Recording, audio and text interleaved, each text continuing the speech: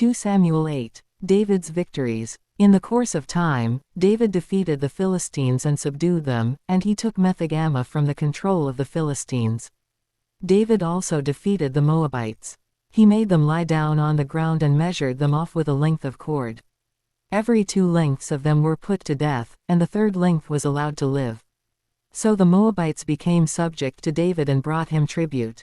Moreover, David defeated Hadadezer son of Rehob, king of Zobah, when he went to restore his monument at the Euphrates River. David captured 1,000 of his chariots, 7,000 charioteers and 20,000 foot soldiers. He hamstrung all but 100 of the chariot horses. When the Arameans of Damascus came to help Hadadezer king of Zobah, David struck down 22,000 of them.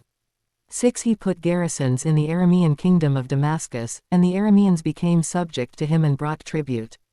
The Lord gave David victory wherever he went. David took the gold shields that belonged to the officers of Hadadezer and brought them to Jerusalem. From Tebah and Berotai, towns that belonged to Hadadezer, King David took a great quantity of bronze. When king of Hamath heard that David had defeated the entire army of Hadadezer, he sent his son Joram to King David to greet him and congratulate him on his victory in battle over Hadadezer, who had been at war with Joram brought with him articles of silver, of gold and of bronze. King David dedicated these articles to the Lord, as he had done with the silver and gold from all the nations he had subdued, Edom and Moab, the Ammonites and the Philistines, and Amalek. He also dedicated the plunder taken from Hadadezer son of Rehob, king of Zobah. And David became famous after he returned from striking down 18,000 Edomites in the Valley of Salt. He put garrisons throughout Edom, and all the Edomites became subject to David. The Lord gave David victory wherever he went. David's officials. David reigned over all Israel, doing what was just and right for all his people. Joab son of Zeruiah was over the army, Jehoshaphat son of Ahilud was recorder, Zadok son of Ahitub and Ahimelech son of Abiathar were priests, Sariah was secretary, Benaiah son of Jehoiada was over the Kerethites and Pelethites, and David's sons were priests. 2 Samuel 9. David and Mephibosheth. David asked, "Is there anyone still left of the house of Saul to whom I can show kindness for Jonathan's sake?" Now there was a servant of Saul's household named Ziba. They summoned him to appear before David, and the king said to him, "Are you Ziba?" "At your service," he replied. The king asked, "Is there no one still alive from the house of Saul to whom I can show God's kindness?" Ziba answered the king, "There is still a son of Jonathan, he is lame in both feet." "Where is he?" the king asked. Ziba answered, "He is at the house of Machir son of Ammiel in Lo-debar." So King David had him brought from Lo-debar, from the house of Machir son of Ammiel. When Mephibosheth son of Jonathan, the son of Saul, came to David, he bowed down to pay him honor. David said, "Mephibosheth." "At your service," he replied. "Don't be afraid," David said to him, "for I will surely show you kindness for the sake of your father Jonathan. I will restore to you all the land that belonged to your grandfather Saul, and you will always eat at my table." Mephibosheth bowed down and said, "What is your servant, that you should notice a dead dog like me?" Then the king summoned Ziba, Saul's steward, and said to him, "I have given your master's grandson everything that belonged to Saul and his family. You and your sons and your servants are to farm the land for him and bring in the crops, so that your master's grandson may be provided for. And Mephibosheth, grandson of your master, will always eat at my table." Now Ziba had 15 sons and 20 servants. Then Ziba said to the king, "Your servant will do whatever my lord the king commands his servant to do." So Mephibosheth ate at David's table like one of the king's sons. Mephibosheth had a young son named Micah, and all the members of Ziba's household were servants of Mephibosheth. And Mephibosheth lived in Jerusalem, because he always ate at the king's table, he was lame in both feet. 2 Samuel 10. David defeats the Ammonites. In the course of time, the king of the Ammonites died, and his son Hanun succeeded him as king.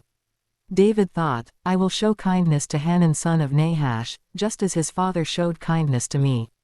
So David sent a delegation to express his sympathy to Hanun concerning his father.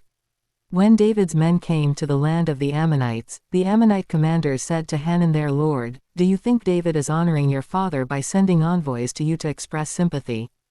Hasn't David sent them to you only to explore the city and spy it out and overthrow it?"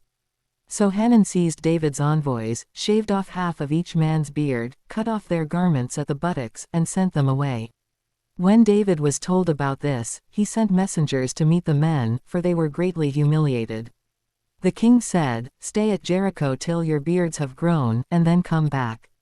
When the Ammonites realized that they had become obnoxious to David, they hired 20,000 Aramean foot soldiers from Beth-rehob and Zobah, as well as the king of Makkah with 1,000 men, and also 12,000 men from Tob.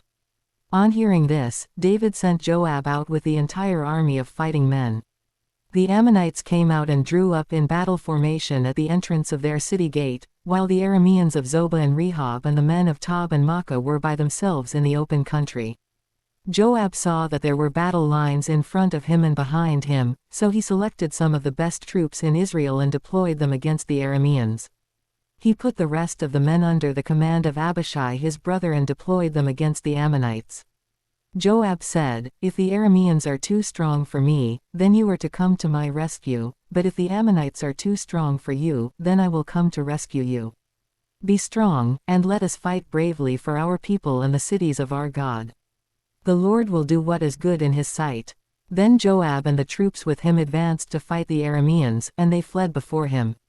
When the Ammonites realized that the Arameans were fleeing, they fled before Abishai and went inside the city.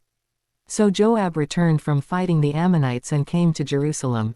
After the Arameans saw that they had been routed by Israel, they regrouped.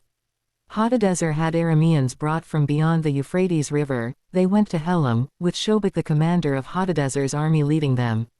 When David was told of this, he gathered all Israel, crossed the Jordan and went to Helam. The Arameans formed their battle lines to meet David and fought against him. But they fled before Israel, and David killed 700 of their charioteers and 40,000 of their foot soldiers. He also struck down Shobach the commander of their army, and he died there. When all the kings who were vassals of Hadadezer saw that they had been routed by Israel, they made peace with the Israelites and became subject to them. So the Arameans were afraid to help the Ammonites anymore.